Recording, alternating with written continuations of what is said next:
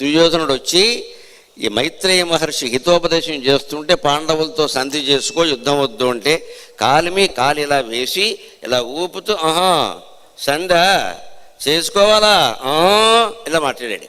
వెంటనే ఆయన కోపం వచ్చి తొడూపుతున్నావా?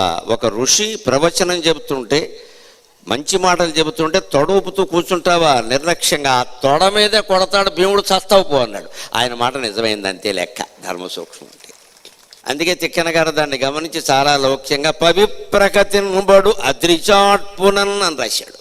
ఒక పా అక్షరాన్ని ముందుకు జరిపితే సరిగ్గా విప్రకతింబడు అని సరిపోతుంది. అక్కడ ధర్మ సూక్ష్మం అంటే ఇది. ఒక్కోసారి కూడని పని కూడా ధర్మం అవుతుంది, ఆ సందర్భాన్ని బట్టి ధర్మం అవుతుంది. అంచేత అది ధర్మ సూక్ష్మం అన్నారు.